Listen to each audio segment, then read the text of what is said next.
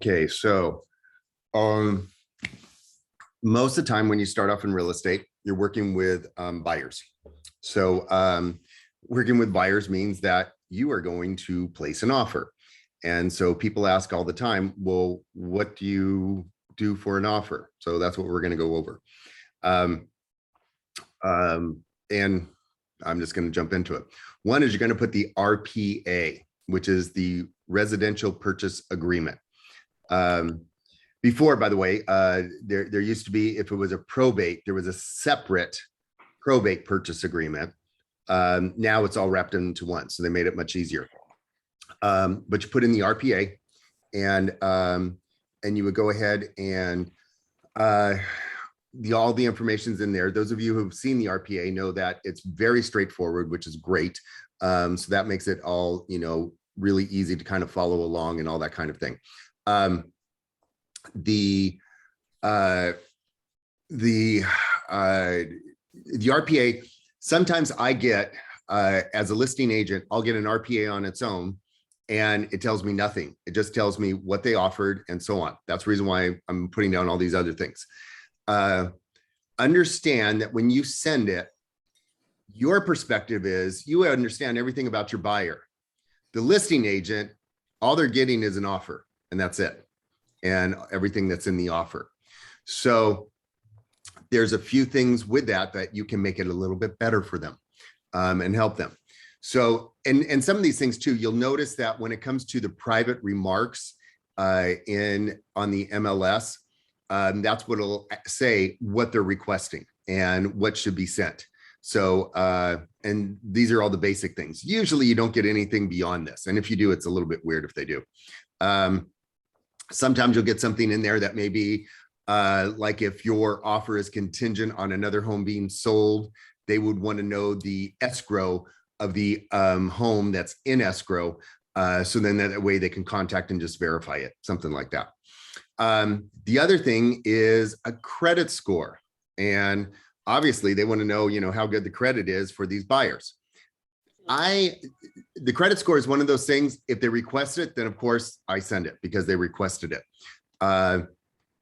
Because it's like, I'll know if I request things on my listing and it's not sent, then I'm like, well, why did they not send it?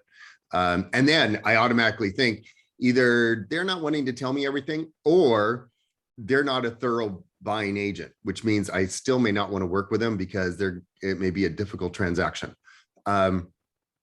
But if the credit score is not good, then if it's requested, I still send it, because they asked for it. But if the credit score is not good and they didn't mention anything about credit score, I don't send it. If their credit score is good, I don't care whether they asked or didn't ask, I'll send it because then it speaks well of my buyers. And so I go ahead and do that. A little bit obvious there, but that's my rule of thumb on that. They'll ask for a pre-approval letter from a lender or a DU, sometimes both. And a pre-approval letter, and tell me if my screen switched on me.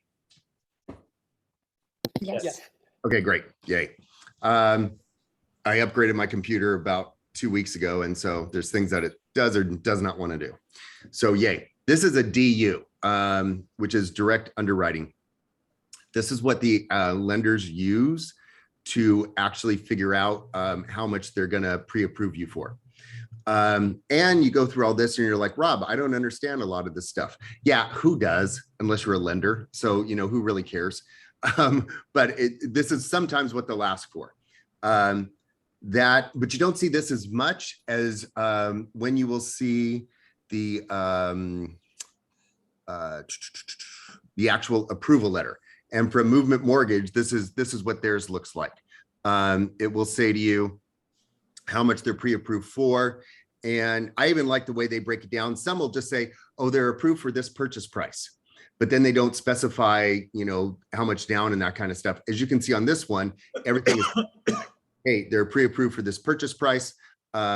it's going to be this much. This is how much the loan's going to be. So that tells you that they at least have to, for their down, they're taking into account their down.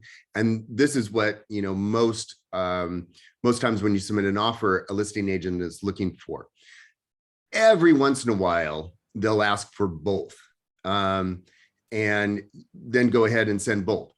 When you talk to a lender, like if you were to talk to Andy and Chantel at Movement Mortgage, they'll give you a pre-approval letter. If you need the DU, you have to ask for that separately. And it'll take them maybe a day or two to turn that around, which is fine, and so I can, and in this case, the reason why I have the DU is one of the offers that we made, they stated they wanted both. So, and ironically, they never got back to us. So guess what? I think it was an agent that actually just copied somebody else's, listing information. And I don't think they were that great of an agent because they didn't respond to anything. But regardless, this is what they both look like. Also, a pre-approval letter will usually have an expiration on it. And as you can see on here, this one's 3/19/2022, because all the terms are in there, including the rate. So that's all that comes into account there.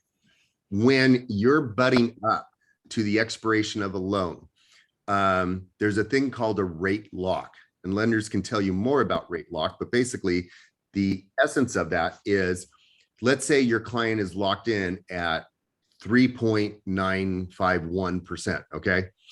And they're coming up against, well, that's going to expire. Well, if you're in escrow and it expires and that loan is being redone, their rate may go up. And so a rate lock caps it in at their original rate lock. But then somebody pays for that rate lock cap or that rate lock to take place. And so that's some of the things that come into play. But most of the time your buyers will do it. There are situations I've seen where literally the agent is at a point where they can make so much money off the deal. Like the rate lock fee could be, let's say it's $1,500, they'll pay the $1,500 because in the long run, they're going to be making $42,000 from the deal. So they'll pay $1,500 to make their buyer happy because they'll get $42,000. Okay. So, but that's a rate lock and that's how that works. Any questions on the pre-approval letter or the DU? I do. When you say love letter. Oh, I'm not there yet. Yeah, I know it's still the pre-approval, but just, okay, sorry. Yeah, I'll get to that. Yeah. How long is usually how long is the process usually to actually get a pre-approval letter, starting from like when you talk to a vendor? Usually it's anywhere from a week to 2 weeks, depending on the lender. And the reason why is they not only have to take in all your information, but they have to talk to their underwriters, and their underwriters then have to get back to them and so forth. The bigger the process is, like the more people that are involved, and the bigger the company, a lot of times it takes a lot longer. For instance, if you were to go to Wells Fargo and get a pre-approval, you'll probably wait much longer than going to, let's say, Andy, who they can talk to their people a lot quicker.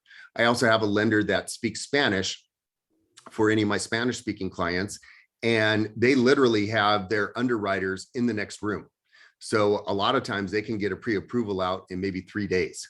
So it's all part of that process. But they have to take in, when you're looking at getting a pre-approval, they're going to ask for taxes from the previous years. They're going to ask for income, proof of income. So that could be W-2s, or if they're 1099, they want to see the taxes, and maybe the 1099s. They want to see accounts. They also want to see liabilities. So because they also want to know, like, oh, you're making $100,000 a year. Oh, but you've got $60,000 in bills. Oh, well, that's going to affect you. So they want to know basically how much you can afford. Okay, I guess branching off of that, let's just say you have a new client that didn't get pre-approved yet, and you're trying to get them through the process. Would you start helping them looking for properties No. like during the process or after? After. Okay. Why are you going to help somebody shop for something that you don't know if they can afford? Okay, yeah, got it. Makes Yeah. sense. And why are you going to help somebody shop for something when you know they may fall in love with a home and they're not going to be approved in time to even make an offer on that home? Okay, yeah, that's true. Yeah. And then that's what you explain in a nicer way, but that's what you explain to your buyers, that same thing, because then it puts a fire under them that they're going to get this done. It also, it's a good question, Eric, because it also kind of, it divides the people that are just talk and the people that are going to walk, and the people that are going to actually follow through and the people that are not. Because you'll have a lot of people like, oh, send me some homes. Oh, I'd love to look at some homes. Yeah, maybe we'll make an offer. And then they're not serious and they're not pre-approved and there's no chance. Or last minute, they're like, oh, I wish I would have known. Nope, this is what needs to be done first. Now, I've told my clients, so I've been in a nice way. I go, look, I can set you up for a search and that way you can see what's out there. But the problem is that I don't know your price range. So until you get pre-approved, we don't even know really what to search for. So let's get you pre-approved first. And I'll go in that direction, sort of thing. Because I have, and my own experiences, I've tried to be a nice guy. And like when I was first starting, I would set people up on searches. And then I would make it like, I would try and narrow it down. I would try and guess. And it never went anywhere. I didn't get a single deal from that. What did help a few times is I would say, you know what, let me go ahead and I'm just gonna put a broad thing on it. Let's just say you're pre-approved from $200,000 to $800,000, but that's a pretty big range. We'll just, send some stuff out you to narrow it down. Well, they got so many homes coming at them. It was like, oh, how can we sift through? Well, we need to get you pre-approved first, and then we can figure out what your price range is and then narrow it down. Does that sound good? And then you carry it through there. Does that help? Yeah. Yep. Okay. I actually have something branching off of that too, but let's just say they get approved for $600,000, and when you're especially in this market right now, since most of the listings are being sold above like what they're listing as, would you suggest searching for properties that's a little less than the maximum or a little less than what their pre-approval letter states? Yes, good question. Yes, because right now we're in a market where we get a lot of what's called appraisal gap, and your lenders are not going to give you more money than a home is worth. So let's just take the 600,000. If the home is worth $600,000 and your lender says, okay, we will give you $600,000 because that's what it's worth, but offers come in at then 605 and 610 and 615, and your client says, I'll offer 620, then they have to make up that difference between the 600 to the 620, which is 20,000. They also have closing costs, and they also probably, and we'll talk about this in a little bit, the things that they have to pay for as a buyer. So you take that all into account. So yeah, a lot of times I'll explain that to my clients and I'll have them pull back. So let's say they're pre-approved for a certain amount, we may go less. What homes out there, let's say you're looking at a home that's worth 580, because then that gives you that $20,000 padding. Or a home I just went into escrow last week with, I told my clients, look, all the new homes that are coming on the market in this market now, where it's such a hot seller's market, there's 20 people walking through that home, at least on the first day of open house. They have a ton of offers coming in. We have somebody in coaching right now. They have a listing and they priced it a little bit below the market value. They did everything the way they should by the book. They literally have 20 offers right now. And I just had a discussion with him yesterday about how to decide which offers to consider seriously and which ones not to. So given that sort of competition, I told my buyers when they were looking for a home, I said, look, when I send you all these homes, look for the homes that have been on the market for maybe 30 days or more, because there's a reason why they're on the market for 30 days or more. And then there's not stiff competition. And then if we make an offer and find out all the details of what will let those sellers make that offer attractive to them, then maybe we can get into that home. And that's what we did. We made several offers out there, and it took us 4 homes to look at that were all over 30 days. And on the 4th home, they had one more viewing that day, but they didn't have any other offers. I schmoozed, and I'll show you how I did that. The other agent and that sort of thing, and we got in. But that home, they're pre-approved for 600,000, and that home there was the appraisal came in at 546. So we knew that they would have plenty of padding, that if they would needed to offer more, their loan would let them offer more too. Because well, let me put it that way. We knew that they'd be approved for 546 because that's how much it appraised for, but they had enough padding in the bank that if they wanted to offer more, they could offer above the appraisal value. And that's also called an appraisal gap.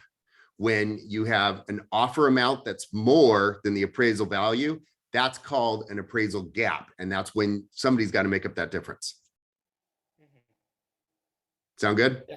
Thank you. Okay. The other one is proof of funds. Now that sounds pretty straightforward, and it is, except I can't tell you how many times I get, let's see, I get this. See here, this is their summary sheet. Yay. Thank you. Why? Because their account numbers are redacted. As you can see, actually here they're truncated. Truncated means everything's shortened. So all you get is last 4 digits. So I can't break into their accounts. I can't tell you how many times I'll get offers from agents and it'll give me their full statements with all of their account numbers. Oh, thank you. Let me enter those account numbers and pay my bills. What are you thinking? If you're gonna send, if they give you the statements, a lot of times, they give you the full statements, then redact those numbers. And redact means you black out or you white out those numbers, you do whatever where those numbers are gone. So then that way you can send over the proof of funds, but you're not sending over the account numbers. Is that clear? Yeah, that makes a lot Okay. of- yeah. Because that also tells me if I've got 2 offers, and let's say everything is equal, because you always got to play it this way. Everything is equal, but an agent sent me something and there's all their information there. And the other agent carefully redacted everything.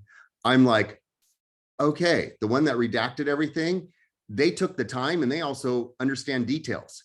The other one may not have. And all things being equal, maybe I'll go with the other one. So, again, you're making an offer and you have to look at it from the seller and the buyer's point of view.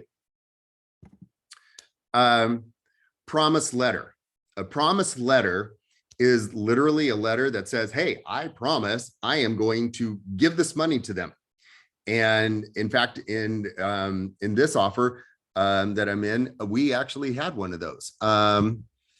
This is where, to whom it may concern, blah, blah, blah, blah, blah, blah. They promise to give $30,000 to the purchase of this home. So this is part of the proof of funds, but it's a little bit separate because, as you can see, it's a promise letter.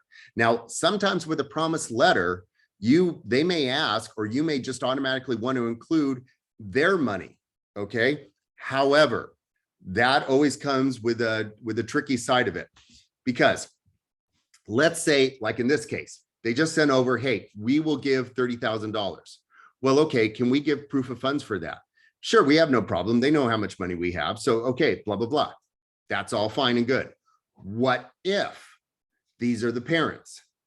And what if the parents have no problem giving their money, giving this kind of money to their kids to help them purchase a home, but they don't want the kids knowing how much money they have total in their accounts?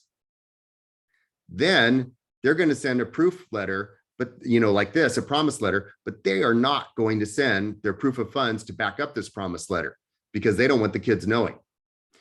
What you could do in those instances is then you go to the original institution. Let's say they're with, I'm trying to think, Edward Jones Investments. Okay. Let's say they're with Edward Jones Investments. You could have Edward Jones craft a letter backing this up. And therefore, then that would work. I was in a situation like that exactly last year, where the mother helped the son and the daughter-in-law purchase a home. She put down a bunch of cash up front, and the promise letter came from her investment company stating, hey, this is how much money she can give, and we vouch that she can do that. So that may be how it works to have this happen. Any questions on this so far? Okay, No. the big question people have on that is, well, oh, so I'll just cut them a check. No, you don't cut them a check, because any money transfer over $10,000 gets investigated unless it's going straight to escrow.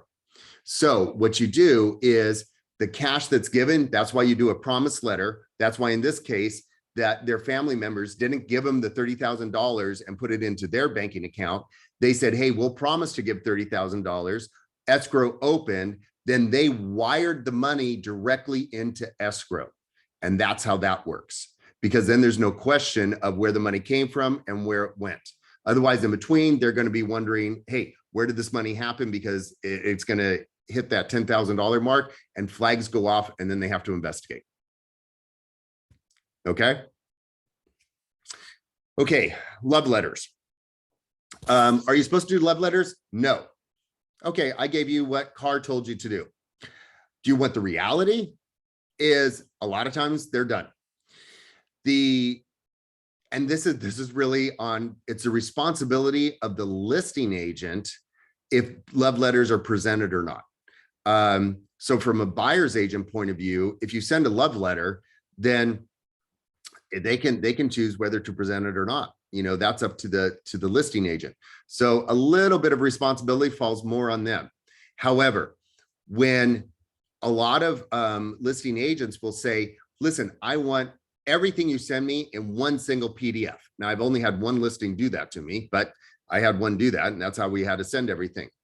I did not include the love letter in that, because if that agent didn't want that love letter, then they're going to dismiss the whole PDF, which means our entire offer. If they don't state anything about it being all in one PDF, I'll send the love letter and I send it separately. I also do it demographically.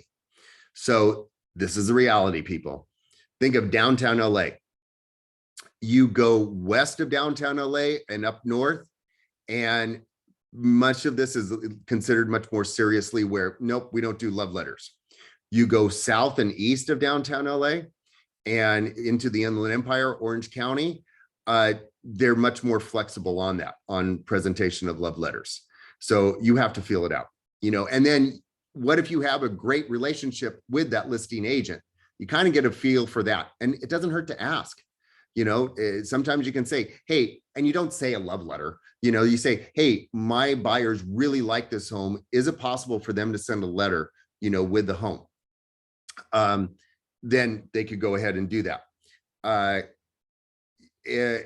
Some agents will say no, and sometimes you don't get any response, and you've got to use your own judgment. Hopefully by now you've picked up that this is not an industry where one answer fits all. Doesn't work that way. It's multiple situations, multiple motivations, multiple people you're working with. I can show you the love letter that we wrote, and originally the family wrote a love letter and I rewrote parts of it for them. I didn't change anything. What I did is, sorry, it's probably right in front of my face and I can't find it. Right above. Sorry? Right above it, I think. Yes, thank you. Okay, so this is what they did. So what I did is they sent it to me in a Word format, and so then literally the love letter, once I rewrote it, I changed it for every single offer we made. I know it sounds funny, but yeah, that's what we did. So as you can see, first, we love the home and it checks off all of our boxes. Beautiful with awesome view, blah, blah, blah. And it starts off, dear owner, and I put the address. So this ended up for this address. Guess what? We're in escrow at 620 Greenwood Avenue. So same exact love letter written to, you know, same people. The house is perfect for a little family of 4, blah, blah, blah, blah, blah, blah. They have fur babies and so on. A little bit about her family, and then they have a picture of them with their bunnies. Okay. Pulled all the emotional strings I could. You know, it's like we wanted to get the offer accepted. What you If you want to write a love letter, but you're a little concerned about what's in the love letter, then you strip out things such as, it's perfect for our little family. I would have changed that to, this is perfect for our family and having friends over. I would make it a little more broad. I would put in, because what you're really wanting to do is you're really wanting to be careful of maybe the Fair Housing Act. You want to make it to where you love the home, but you don't talk about, you talk about maybe the things you love about the home, you talk about the neighborhood, but anything that could be considered a bias, that's what you're wanting to leave out. In this case, the home is way in the Inland Empire. So I kind of knew that leaving all this stuff in there and so on would be no problem. So like I said, there's the car official, and then there's what really happens out there at times. It's supposed to be that a real estate transaction is strictly a business transaction. I've also had listings where when I've gotten the offer, 2 of my listings, in fact, last year, I had multiple offers from for both these listings, and I put it in a listing summary. And all my sellers got was the listing summary. And so it had all the pertinent information in there, and they made a business decision on both of those offers. So, and one of the, in one of those, I did get a love letter. I did not include it. And on the other one, I got an appeal from the buying agent about all these things about their person. Didn't include any of that. So it just depends, it just depends. Any question on the love letter? No. And I have an example of what you can say that can violate the Fair Housing Act while writing a love letter. Wait, say that again. Because we say that we should be careful when writing a love letter, not violate the Fair Housing Act. Right. You don't want it violating the Fair Housing Act. Yes, can you give me an example? Yeah, a lot of times it could even be as simple as somebody's last name. What if their last name is Gonzalez, and people will automatically assume an ethnicity? Or what if you say, it's perfect for my wife and I, and then some people could think like, yeah, but what about somebody who's single? Although that could be considered Fair Housing Act. Now, taking it a little bit to the nth degree on that, but that could come into play. Thank you. So again, that's where you got to use your own judgment on this. And I say it all the time, as much as possible, have a conversation with the listing agent. That'll make all the difference in the world. Many times when I've had conversations with buyer agents and they come to my listings, it does make a difference, because I'm able to talk to my sellers about it. It even, on this one that we went into escrow with, it let the sellers know how motivated my buyers were that we were going to close. And the sellers were really concerned about that. So that's why they also accepted it. But it was all because of the conversation I had with the listing agent. Okay.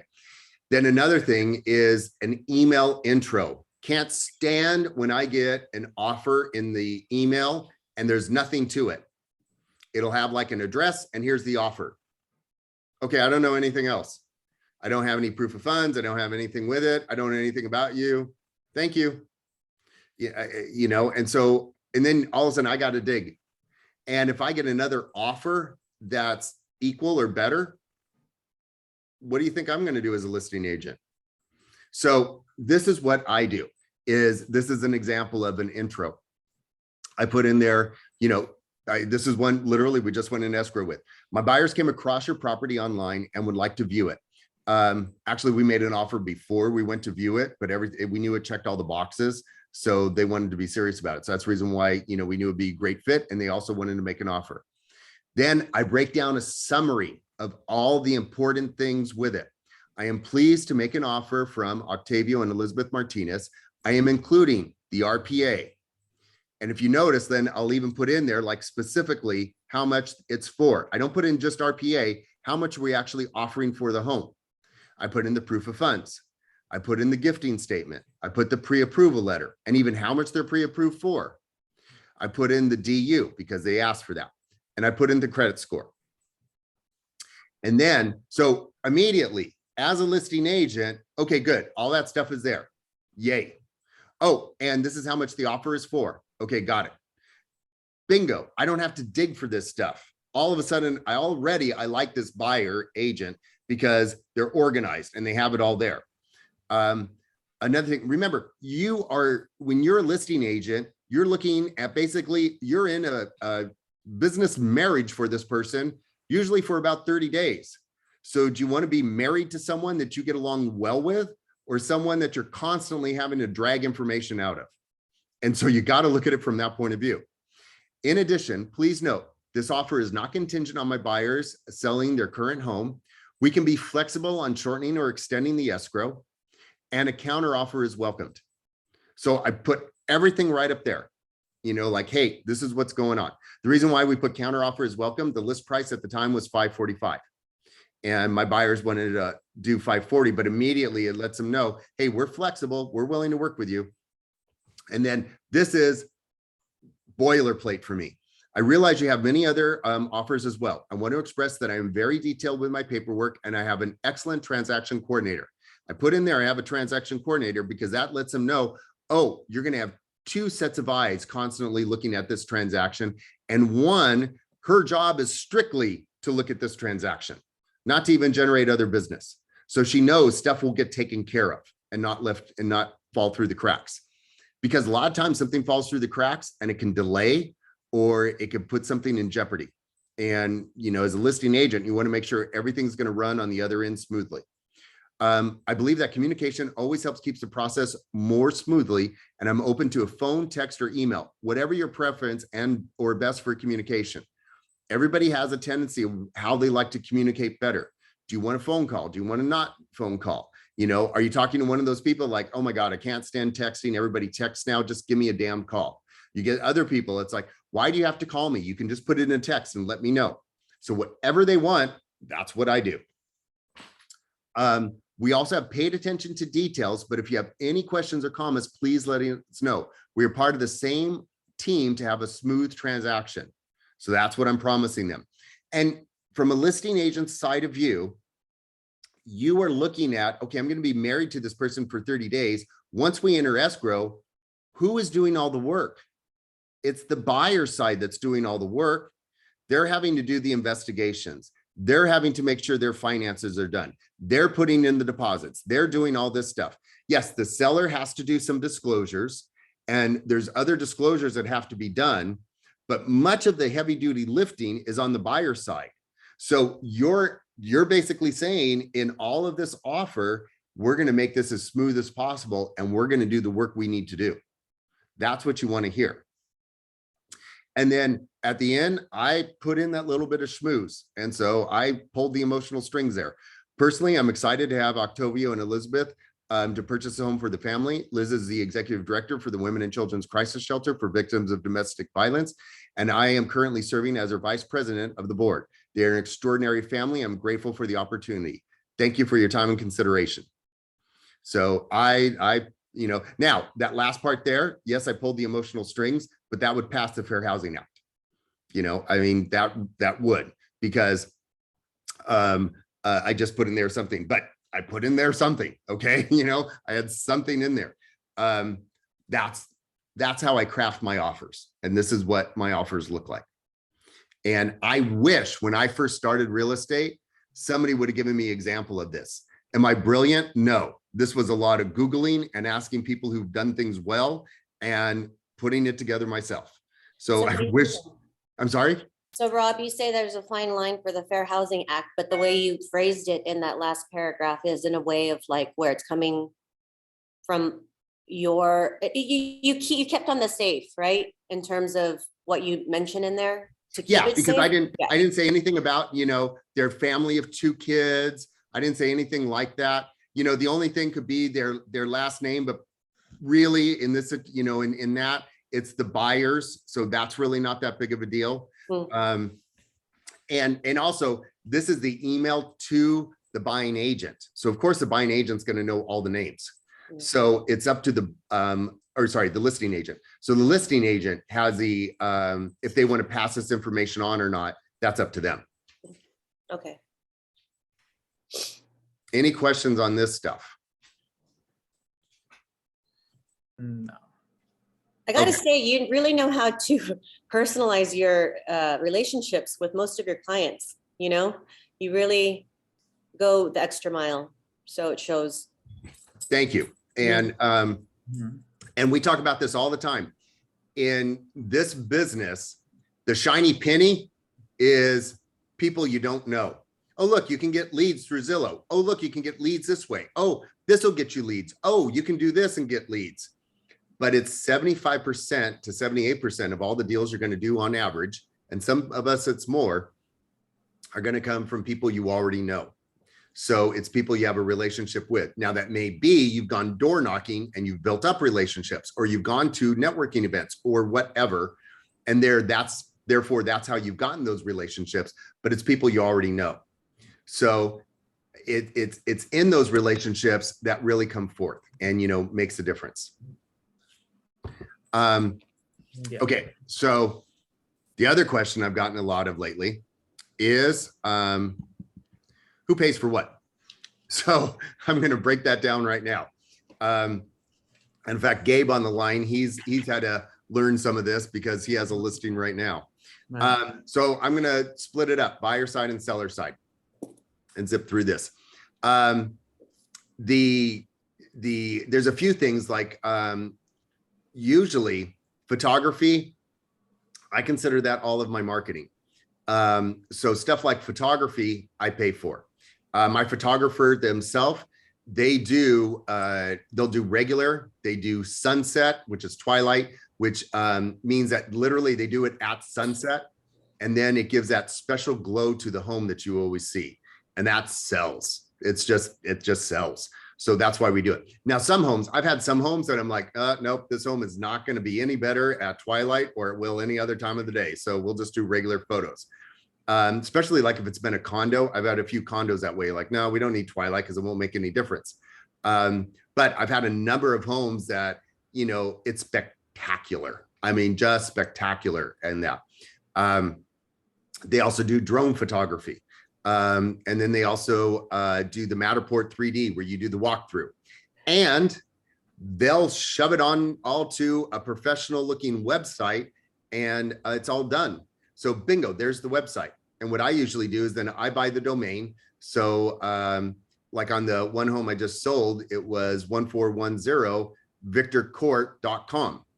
And then I just directed that website to the one that they built. So all you had to do was look up that website and bingo, everything's there. Matterport 3D, blah, blah, blah, blah, blah, blah, all done. Yay, pretty. That cost me about $700 to $800. I'd have to look at the invoice again. Staging, that's on me. Okay. Staging. Staging is usually the seller's purchase. So on a home I did last year in Highland Park, the sellers paid for the staging and they worked that out. I recommended 2 different stagers to them and they went with one of them, but I let them handle it. I had another home 2 years ago. I had 2 homes in Whittier that it was 2 beautiful flips. They were very well done flips, beautiful. And so they were vacant. And so they wanted to stage. So they staged them. On both of these, the seller did not want to stage all of the rooms. So 2 of the bedrooms they left empty. And so I go ahead and I'm like, well, what can I do? So and this is where I took it on myself. I went and I bought air mattresses that are 22 inches high. So when you inflate them and throw on a bedspread, it looks like a normal bed. I got pillows I threw on there. I found some, some lamps. I found other things. I found wall art. I go and Rob, where was your one-stop shop? I went. I didn't go one stop. Craigslist, Marshalls, Home Goods. And I have a number of these things that I just rotate in and out. For the home I did it last year in Highland Park, I had to buy this really cute futon. I really wish it would have fit in our living room, but it wouldn't. So, but it was a brand new, beautiful, cute futon. So I donated it to the shelter. Now, just from my point of view, I get to write it off because it was a business expense because I used it for staging a home. Then I get to write it off again because I donated it to a charity. So, but that's how some of the staging works. I did have one listing one year where I was really competing with another realtor, and the other realtor had told the seller, well, they said that they would throw in staging. Now, I knew it was going to be crappy staging, but they said they would throw in staging. I said, I'll do that too. Now, it's the only time I've agreed to throw in staging, but I knew had I said, nope, I wouldn't get the deal. And so that's one of those times I threw in staging. I didn't promise how great the staging was, and it ended up where the home was so hot that we immediately got offers before it was staged after it was cleaned. So I didn't have to bother staging. So yay. But that's, staging most of the time the seller pays for. You'll find it, everything, we always hear in our industry, everything's negotiable. That was one of those times that negotiated back and I took that on, but I don't lead with that. Okay. I want that to be known. Advertising, print media, all of that stuff, that's usually on you, because you're the one marketing the home. Right. The advertising could be the Google ads or the Facebook ads, Instagram ads, any of those things. The print media could be the brochure. And please do not print off, the MLS stuff. I mean, if you're going to market a home, make it look like it's a professionally laid out place. We do have, the forward marketing division of our office is part of, we literally pay them every month. I've seen the bill. We pay them every month to give us discount services. And I've used them for a number of my things, and they've actually done a really good job. I've been pretty happy with the result. But they will put together a lot of the print media and make it look very professional. So if you don't have those skills, leverage them out and, and go ahead and do that. Catering services. Well, what if you have a broker's open? What if you have, a special preview? Sometimes you may have a home that you just want, you just do one of those nights where everybody comes and there's appetizers and it's by invitation only or something. You make the sellers feel special. You're paying for that. That's usually on you. And you scale it. When I did a condo last year that I sold for $380,000. And so I had water available for everybody who came through at the open house. No problem. Hey, there's water. When I sold another home last year for 2.64 million, when we had the brokers open, I had food catered, and it was, and we had desserts. We had, actually, it was really good. And I brought a lot home, and Jamal and I ate very well for a few days. It was really good stuff. And it was so cute and blah, blah, blah. But it was because it was geared towards the level of home I was selling. So, that's what I went ahead and did. I may be selling a very high-end home in the next few years.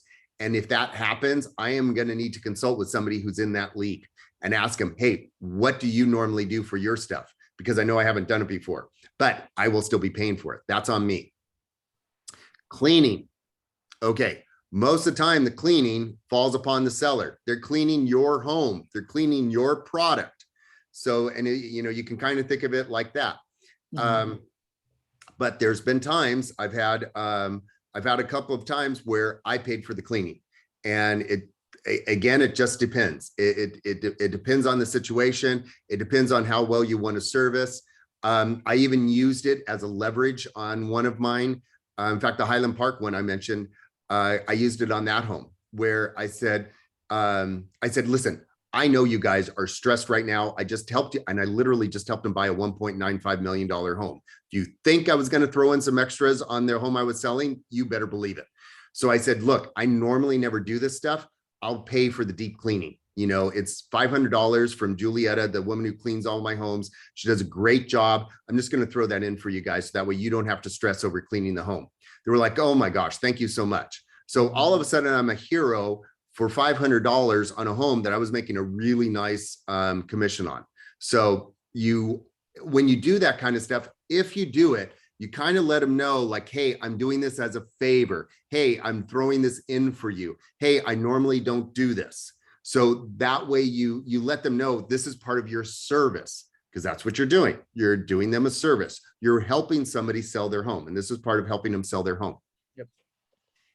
A question on cleaning. No. Okay. Now, by the way, there's been a few homes I've gone in and I'm like, oh my God, you know, it kind of needs a little bit of help and so on. I will, and I have on a few homes gone in before photography, and I'll go into my workout clothes and I'm grubby because I'm cleaning that place. You know, it's not enough for a deep cleaning, but it's enough to where there needs to be some things that need to be clean. You can ask a lot of realtors that the Mr. Clean magic sponge. Oh my God, that is our best friend when it comes to cleaning. I took that home in Highland Park because they had a kid and there was a lot of marks on the walls. And I'm not joking, I probably got about 70 to 75% of all the marks off the walls using that magic eraser. So it was like, it worked wonders. Yes. But I let them know, by the way, I let them know, like when I left, part of my service was, hey guys, I just finished leaving your house. I've been here for 3.5 hours, scrubbing down the walls and everything. It looks fantastic. So we should be ready for photography. I made it all positive, but I let them know all the service I'm doing for them. If you don't communicate to your clients everything, yes, that's it. If you don't communicate to your clients everything you're doing, they won't know what you're doing. So make sure you communicate with them, you know, the things you are doing for them. And this client appreciated it. Landscaping, it's their home. Usually the landscaper is on them. However, this Highland Park home, they were going to mow their own lawn. Well, I've seen how they kept their own lawn up, doing it themselves. And I did the same thing. I said, hey, I know you guys are super busy and everything, and we're in a little bit of a time crunch. I'm going to get my gardener out here and I'll have him clean it up. And don't worry about it, guys. It's on me. I got another text. Oh my God, Rob, thank you so much. We really appreciate it. Blah, blah, blah, blah, blah, blah. Cost me, he wanted to charge me $80. I paid him 100, my gardener. He cleaned the place up. It looked perfect. So for the photos, it photographed beautifully. More than worth it, you know, because once it went in photos, there it is. But it also made me a little bit of a hero. But normally the gardener is on the seller, you know, all of that landscaping stuff. Repairs. Same thing. Oh, Numa, you had a question. Sorry, it's Noma. Noma, I'm sorry. not meaning to sidetrack, but I have a question about the photography. I know that, if I'm correct, like the photographer owns the rights to the pictures of those houses, correct? No, you're paying for it. Okay. You're paying for it.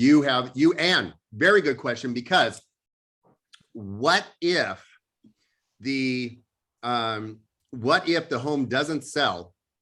And then another agent, and it could be you, or, you know, it could be somebody else. But what if another agent then picks up and they want to use those same photos?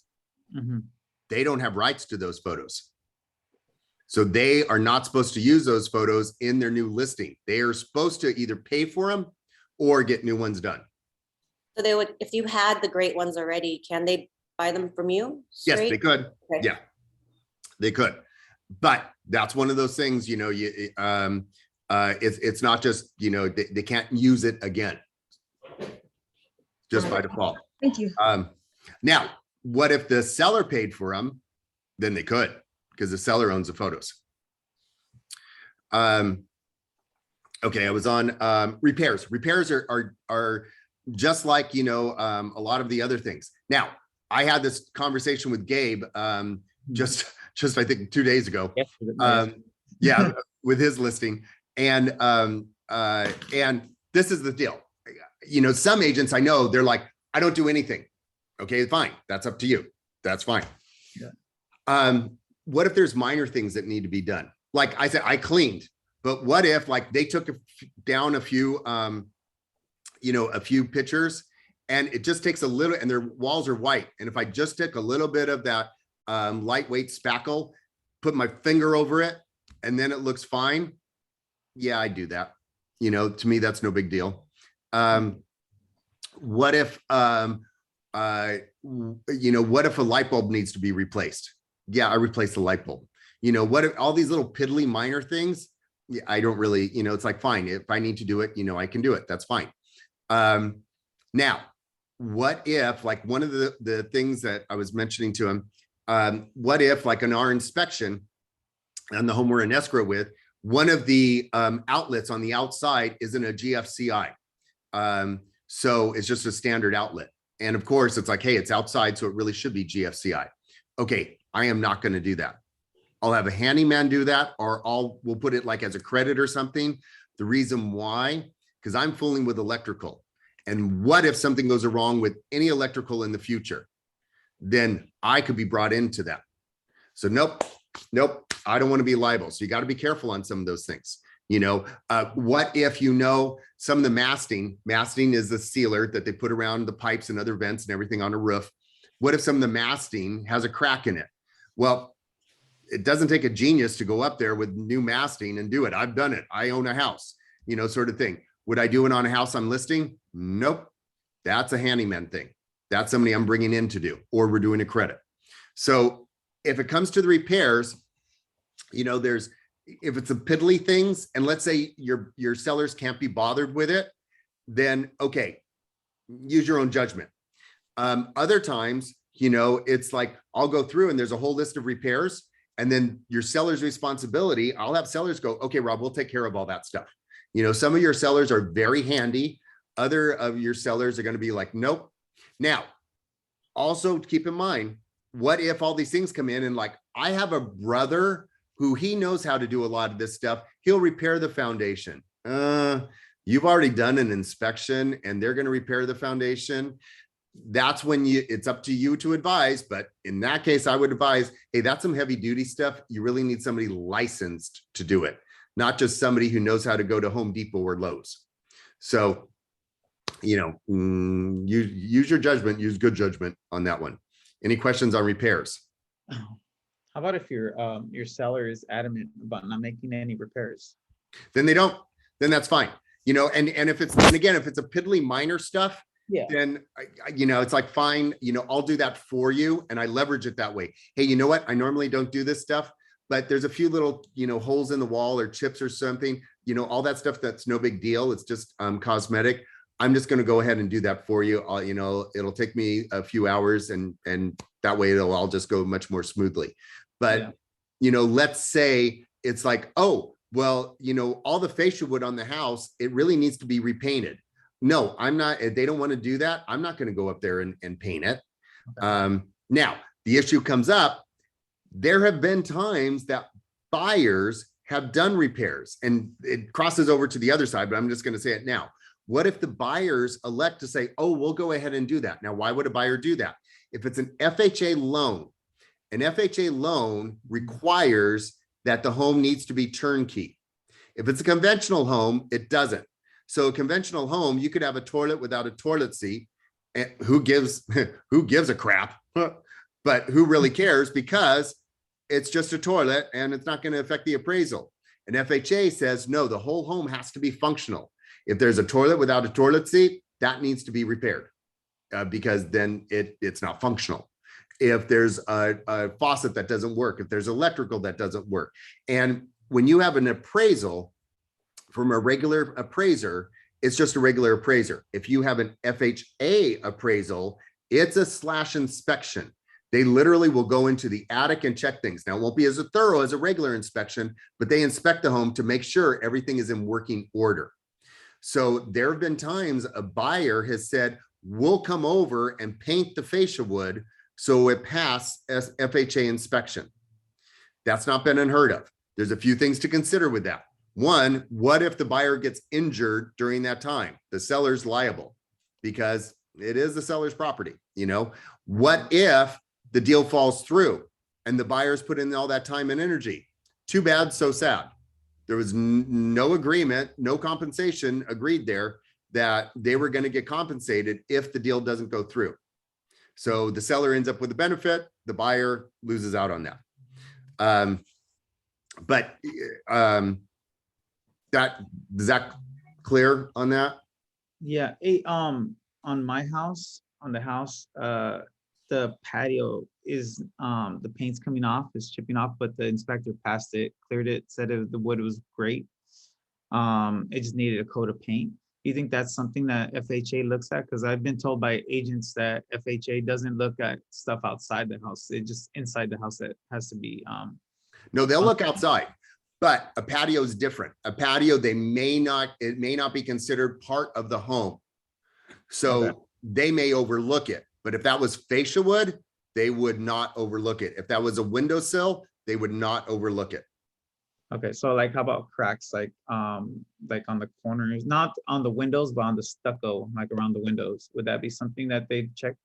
That would be, it depends on how big the crack. You know, there's regular wear and tear on a home, and things like stucco, just like cement, it expands and contracts. So therefore it's going to crack. How Right. bad is the crack? And if the crack is big, then that's a repair. If it's cosmetic, they're not going to care as much. Yeah, because mine are, it says a little more than, what do you write? He wrote a little more than normal, but not, it's not like a severe crack. Well, actually he did write a big crack, but not severe. That's what he wrote. Well, then it depends on the interpretation. Yeah. Yeah, that's gonna depend. And they probably took photos, and it's gonna Yeah. depend on what it looks like. Yeah, 'cause my Um, fear is, going, because like that's where I'm at right now, right? Because I haven't two loans out, and one is conventional and one is FHA, and I'm like, okay, well, I know they're not gonna be as stringent on their inspection, and they are, and so it's just like, okay, which is the best way to go? Because they're both about the same monies anyway, so it's like I might as well just go conventional. And Yeah. that's one thing when you're a buyer's, I've mentioned this before and other times, when you're a buyer's agent, FHA sometimes is harder to get accepted because all things being equal, a conventional loan is easier to work with than an FHA loan. And a lot of listing agents know that. And in a real seller's market, they can be choosy on everything. And the reason why, by the way, paint peeling, it would be an FHA tag on the home, is because then that needs to be repaired because you have exposed wood, Mhm. and then that's a liability. So, and that's why the patio may not be considered because it's not part of the structure. But it's attached to the property. It's attached to the. But it doesn't affect the home. If that patio were to go away, would it affect the home? And so a lot of FHA inspections would say, no, it doesn't matter.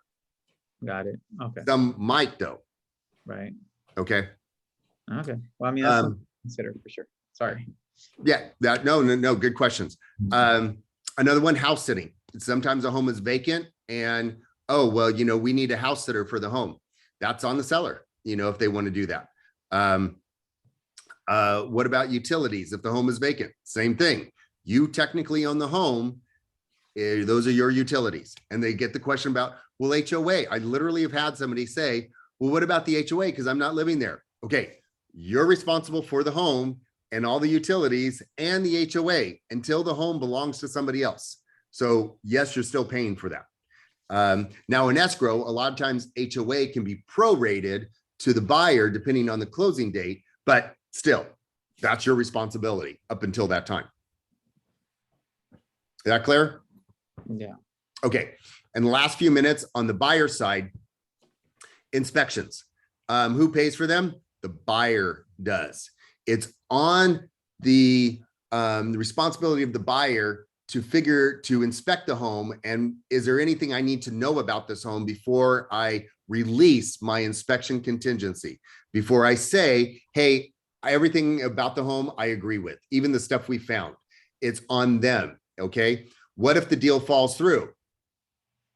It's still on them. They wanted to inspect the home. They wanted to make an offer on the home. So they paid for it. They don't get a refund of money. Some buyers will say, well, what about, I just spent $400 or $500 inspecting the home.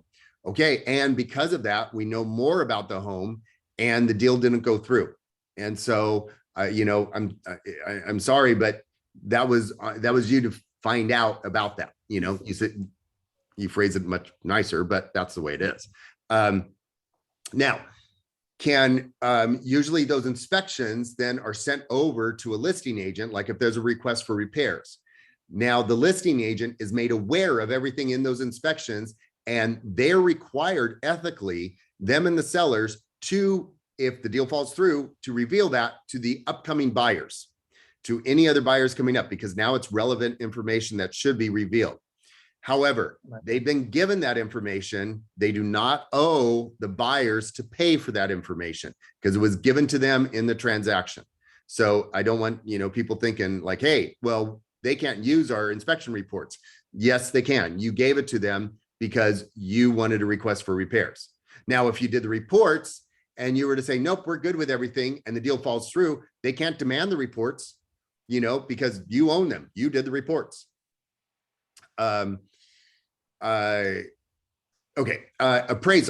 Appraisal, most of the time, if it's a loan-based situation, the lender pays for the appraisal.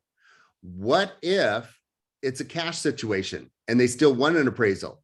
That's up then to the buyer to pay for that, because the buyer wants to know how much that home is worth.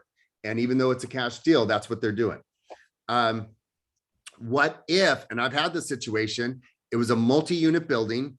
We had an appraiser come out, and one of the tenants was a pain in the ass. And yes, I said that recorded. And so it ended up where we had to have a second time the appraiser came out to just inspect their unit. Well, technically, who pays for it? It's a buyer's responsibility because their loan is requiring the appraisal. But the lender's saying, hey, we're not going to pay for a second appraisal because they weren't ready. We're paying for the first one. The second one, you're responsible for. However, the listing agent and the buying agent, I was a listing agent. The buying agent came to me and said, I don't think that's fair because it's your seller's responsibility to make sure the whole place should be ready to be appraised and inspected when we set the date. And we agreed. And I said, hey, how is it if we pay half and you pay half? Would that be fair? And they said, yes, that would be fine. So then that's what we did. But technically, on the selling side, it's like, nope, sorry. I know that's our ethic responsibility, but who's going to pay for it? Your buyer gets the bill.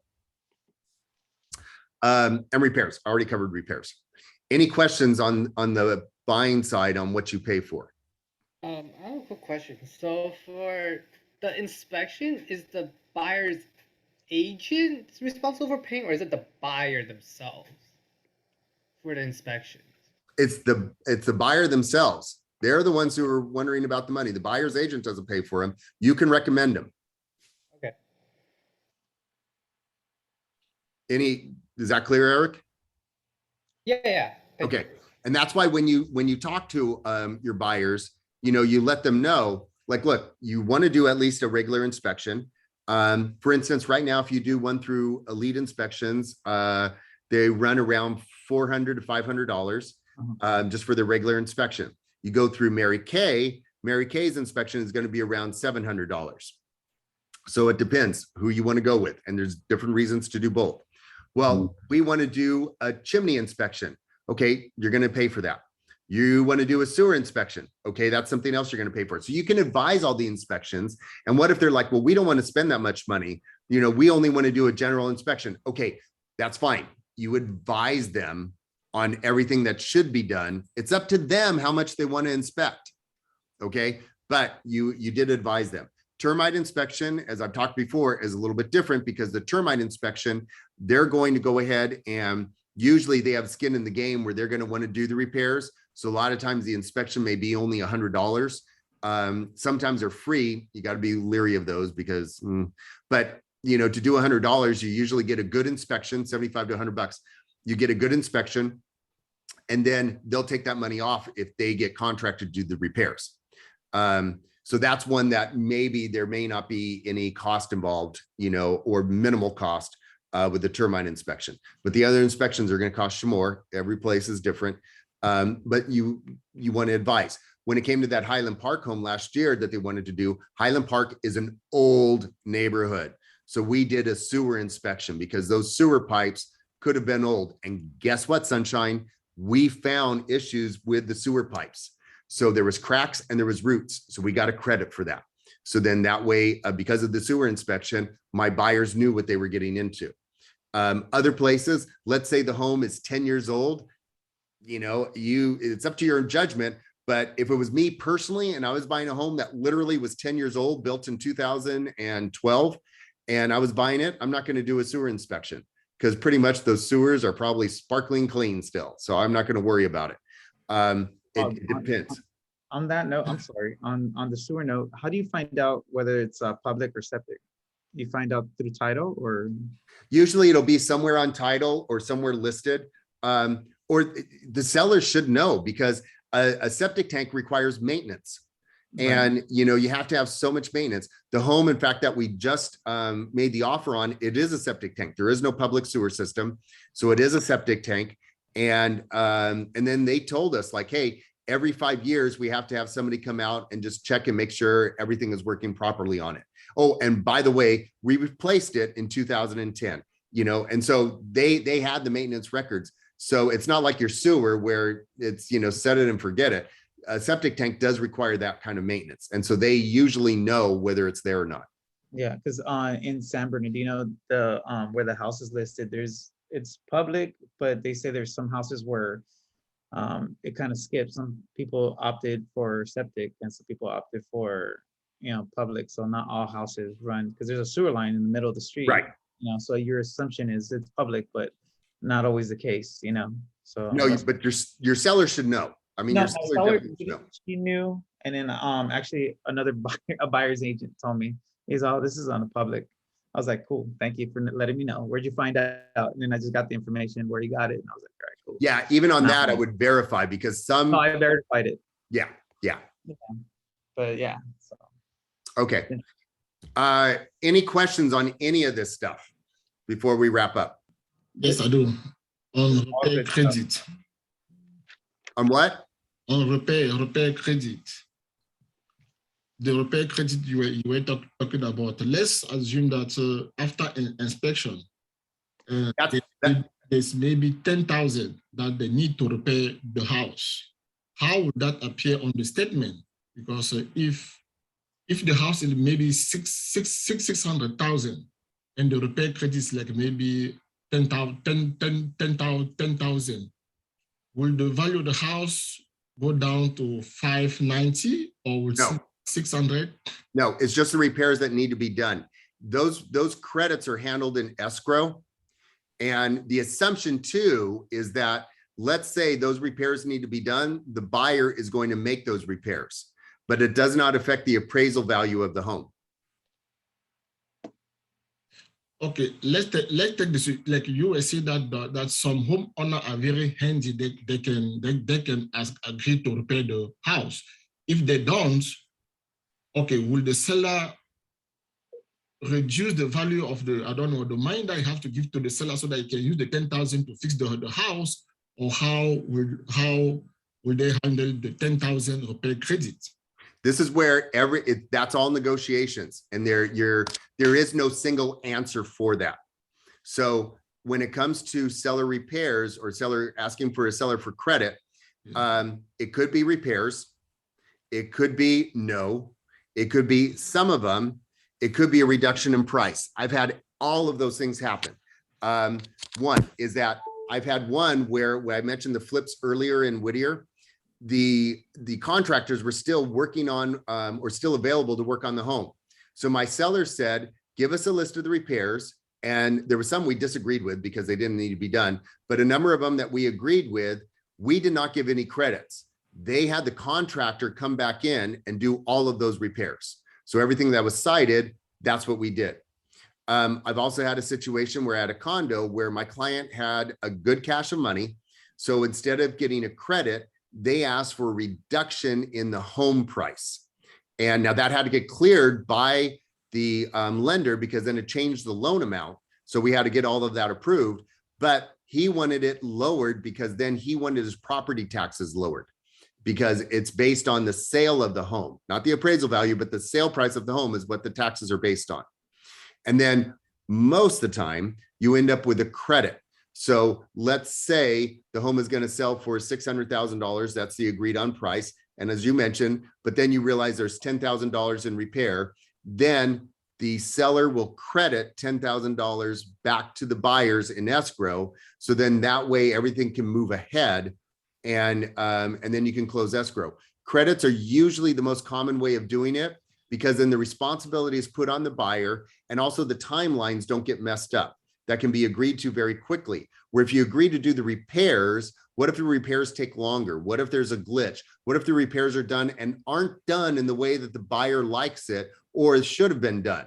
Then all that becomes a longer process, and it can extend escrow. So that's the reason why most of the time it's done through credits. But you'll find there's exceptions to that rule. Yeah. Is that clear, Etienne? Yeah, thank you. Thank you. Sir. Okay. Yeah, and then my thing is on the appraisal gap, just going back to that, I've seen a lot of people completely, overbid. And it's interesting how they bid, because then they come back with, well, and then we're only gonna pay up to what I think I sent you the email where they're like, we're only gonna pay 5,000 of what the appraisal is. But then they went over, they bid 5,000, wait, make it clear. They're only going to pay 5,000 above what the Okay. appraisal was. Yeah, right. Yeah. So, and then it just gets really, I sent you that email yesterday, so it gets Yeah. really confusing. So you got to really communicate with the agents, because before It- accepting. And some agents will go into a deal knowing that they're a big appraisal gap. And when the appraisal comes in, then they're going to want to renegotiate the price. But they originally offered, like, let's say in a case where the home should have gone for 600,000, they offered 630,000. The home appraises at 600,000. And then they're like, oh, well, we didn't know the home was going to appraise for that amount. Right. We need to revisit our offer price. And because they know that the seller is already in escrow and probably not want to hassle getting out of escrow, they kind of take that where they want to negotiate the price and bring the price down. So if you're on the listing side of it, that's where you can have the conversation with the buying agent saying, hey, what about if there's an appraisal gap? What if it comes in a lot less? Are your buyers prepared? Do they have proof of funds that can make up the difference? And are you willing to give up the appraisal contingency to back that up? That would be some of the questions to have. If you're on the buying agent side, that would be some of the conversation to have with the listing agent saying, by the way, even if there's an appraisal gap, we are willing to do this much in difference. So the home, we are offering 630 and we think the home is actually going to appraise for 615. But if it comes in a lot less, we can do up to 20,000 above the appraisal price. And that would immediately let the agent know, okay, these people, like, let's say the home even comes in at 600,000, they're willing to go up to 620, contingent on that, what comes in with the appraisal. And so then that lets the agent know how strong of an offer you have. Because those of us who've been in the business for a while, I had an offer last year that I could smell it with the communication that the buyer's side, they were willing to go way above what the appraisal price was. But as soon as we left escrow and got into escrow with them, they would beat us up because of the appraisal price. So I knew that was not a legitimate offer for that full price. Yeah, because it looks like a lot of eye candy, because I have two that went 50. I have one that came in at 50 over and one that came in at 55 over. And and they're eye popping because you're like, wow, okay, that's way above everybody else, Yeah. But so I'm just like, all right, should I even go for them? Because and that's where I have to just make sure I communicate with them correctly.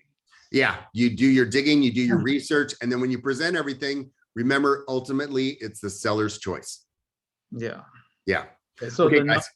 all right. No, thank you so much, Ron. I appreciate it. Okay. Thank you, guys. Thanks for bearing with me. We went over a little bit, but thank you. I'll see you guys Thanks, later. Rob. Thank you. Bye. Have a great Bye. day, everyone. Bye.